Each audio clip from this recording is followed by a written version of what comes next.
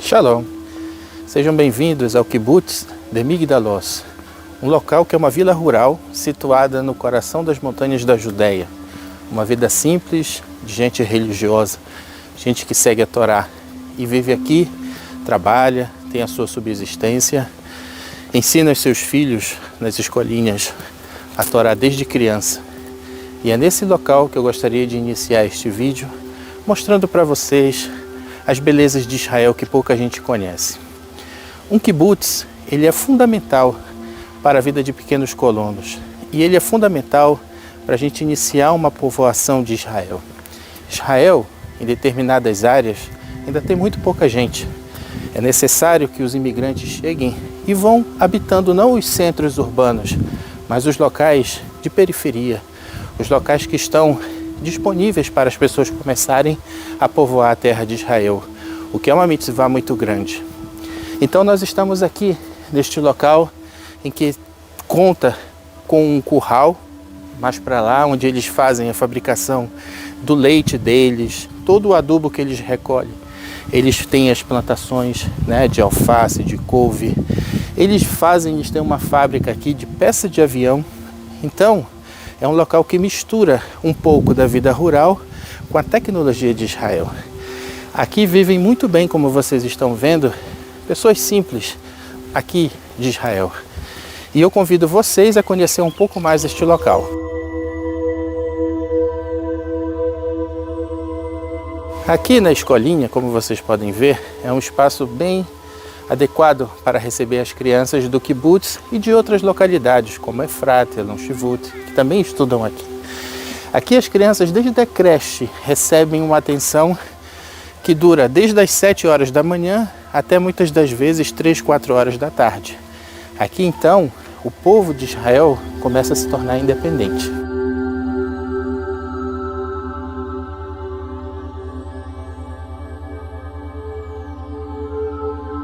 Aqui nós temos um parque onde as crianças vêm brincar com seus familiares. E aqui neste prédio, onde funciona o centro administrativo do kibbutz. Aqui nós temos o refeitório também, um local em que eles, durante a sexta-feira, pegam a comida de graça para comerem nas suas casas durante o Shabat.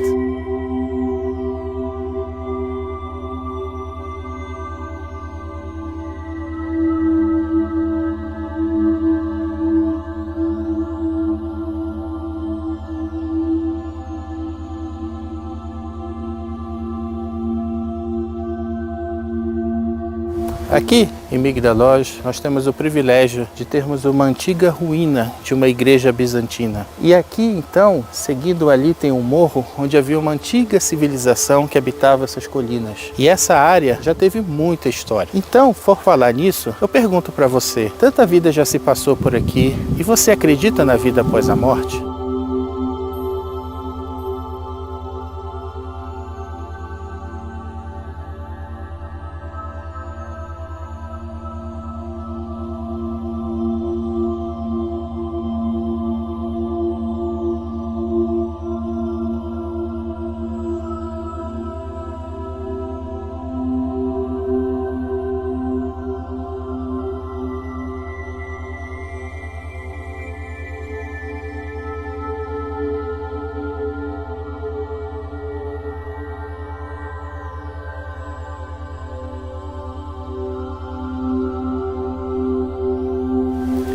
Aqui então nós temos o coração religioso do kibbutz, a sinagoga, o Beit Knesset. É aqui onde os habitantes deste kibbutz rezam as 3 tefilot diárias e as rezas de Shabat e as rezas das festas e ocasiões especiais.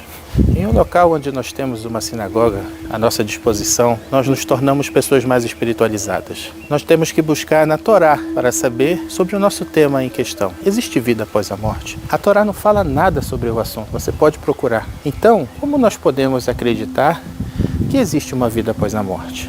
Como vocês sabem, a Torá ela tem 4 níveis de aprofundamento, que a gente chama de Pardes. O nível Pshat, que é o que está escrito, e temos outros níveis mais profundos de compreensão da Torá. Quando a gente aprofunda o estudo da Torá, nós temos a chamada Torá oral, que foi aquela Torá que Moshe recebeu no Monte Sinai, mas que foi passada apenas de pai para filho, de rabino para aluno, e que ela não foi escrita, porque não há como escrever tanto conhecimento. Então, por exemplo, a Torá escrita diz para a gente no 4º mandamento que nós devemos lembrar do Shabat. Nós devemos guardar o Shabat. Mas como nós fazemos isso? Não há nada escrito na Torá. Nós temos que recorrer à Torá oral. Da mesma forma, não há nada escrito sobre a vida após a morte na Torá. E uma das razões para isso é que o povo que saiu do Egito era um povo contaminado com muita idolatria. Um povo que viveu durante muitos séculos oprimido, diante de uma civilização que valorizava muito a vida após a morte. Valorizavam tanto que eles esqueciam a vida neste mundo. Um dos principais livros que nós temos no Egito, até hoje é chamado Livro dos Mortos. Tanta era a obsessão e a devoção com o tema da vida após a morte. E para faraós que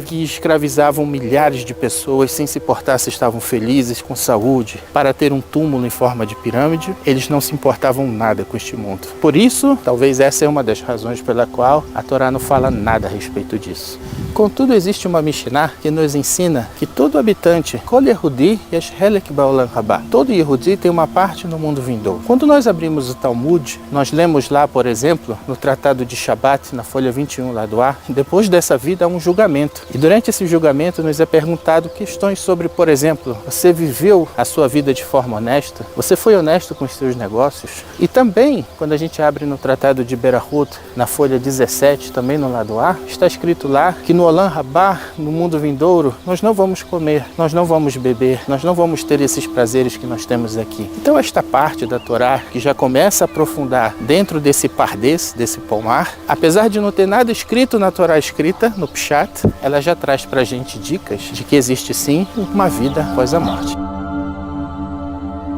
Aqui, então, é uma rua simples, uma das ruas principais do kibbutz, onde vive gente simples, gente verdadeira, que saiu dos luxos da vida, saiu da ostentação, para viver uma vida com significado. Essas são as amendoeiras que nascem no kibbutz. São as primeiras árvores a terem flores durante a primavera. E provavelmente foram essas árvores que os nossos grandes sábios da Torá e do Tanar viram brotar quando iniciou as suas primaveras.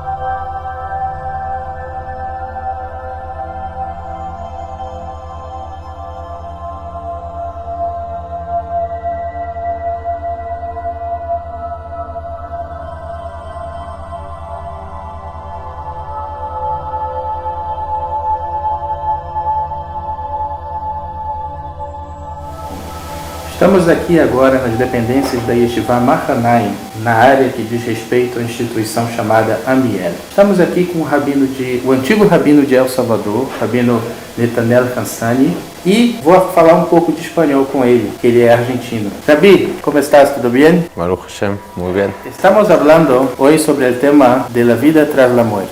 En su opinión, ¿qué piensa sobre el tema de la vida tras la muerte? La temática de qué es lo que ocurre a la persona tras la vida en este mundo, es una temática que ocupó a sabios de todas las épocas, de todos los colores. No en vano Marx decía que justamente la religión es el opio de las multitudes, porque de alguna forma vende la idea de contener contentarse con una vida mediocre en esta vida de sufrimiento y de pobreza y no aspirar a algo mejor, porque justamente en aquella dimensión después de esta vida va a recibir paraíso o va a recibir esa retribución divina. Si ponemos atención, como dijo efectivamente el Rav Meir, en el Tanaj, en la Torá, no vemos mención alguna sobre la idea de un mundo venidero o qué es lo que ocurre tras de la muerte. Siempre que la Torá nos habla de bendiciones o su antónimo, siempre se hablan de bendiciones materiales, que haya lluvia en los campos y que el ganado y el rebaño tenga bendición y los hijos. Y esto no es menor, de hecho el Kuzari, por ejemplo, Rabbi Yehuda Leví, autor del libro del Kuzari, que es uno de los libros que se considera pilares en el pensamiento judío, preguntado sobre esta temática, cómo es que una idea tan importante hoy día en el mundo religioso judío como el Olam Haba, Olam Neyamot, todos estos conceptos son tan hablados pero en el Tanaj no figura. Y él explica que no figura en la Torá porque realmente no es importante. Es decir, en el judaísmo lo que nos importa es lo que ocurre en esta vida, de eso se trata. Es decir, no existe una aspiración a desconectarnos de la vida en este mundo, llamémosle votos de pobreza o votos de castidad o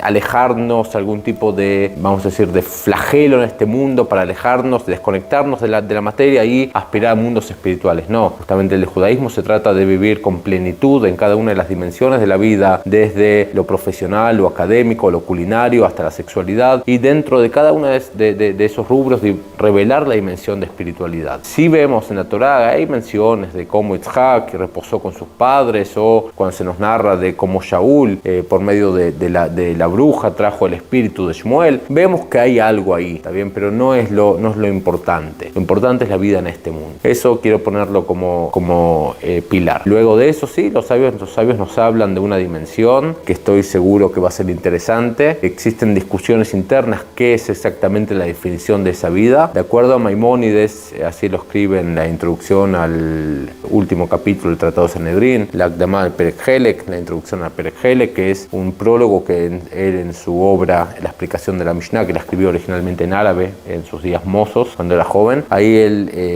explaya en estas temáticas y él define que el Olam Haba comienza justamente el mundo venidero, comienza luego de la muerte, ¿bien? Es decir, no es la única posición. Hay quienes dicen no, el Olam Haba, el mundo venidero, solo después de los días del Mashiach, los días que venga el Mesías, solo ahí, y en el interín después de la muerte, hasta que esto ocurra, está lo que se llama el Olam Neyamot, el mundo de las almas. Pero según Maimónides no, según Maimónides el Olam Haba como tal es una dimensión que comienza luego de la muerte, y como él ahí explica, no es un mundo material y no tenemos forma de entender realmente, porque no es una dimensión que depende del tiempo y el espacio. Si hay alegorías y aforismos que los sabios utilizan de todo tipo de placeres, y utilizan siempre aforismos con luces, con disfrutar del resplandor divino para hacer alegoría algo abstracto. Como siempre, las palabras de los sabios están plagadas justamente de aforismos, porque es, como ya lo explicó Immanuel Kant en la Crítica de la Razón Pura, la persona entiende la realidad de acuerdo a los sentidos. Los sentidos de la persona son limitados al fin y al cabo, es decir, no podemos entender algo que va más allá de lo que nosotros conocemos, por eso utilizan términos de nuestra realidad para explicar una realidad diferente. Pero de alguna forma resumiríamos, Maimónides habla de que cada persona va a ser, podemos decir, se va a convertir en un recipiente, y en esta vida, cuanto él se cultivó, se nutrió, se preparó, va a ser un recipiente que pueda recibir, pueda captar más o menos volumen o líquido, ¿está bien? Y ese líquido o ese contenido que él va a recibir va a ser aquel resplandor divino, aquel provecho, aquel placer divino, de acuerdo en la medida en que la persona se preparó. De ahí es que el Talmud nos habla incluso que hay como ciertos niveles que la persona puede estar en aquella vida. Y desde ya que hay grandes temáticas que podríamos abarcar, como la idea de Gilgul Neyamot, que es la reencarnación, y algunos otros pormenores, pero yo soy de la idea más kuzariana, podríamos decir, de que lo importante no es lo que ocurre en aquella vida y no es lo que nosotros nos debemos de ocupar, sino que lo que nos debemos de ocupar, qué hacemos nosotros en esta vida, en este mundo. Esta es nuestra función y a eso nos tenemos que dedicar. Muy bien, muchas gracias. Por favor.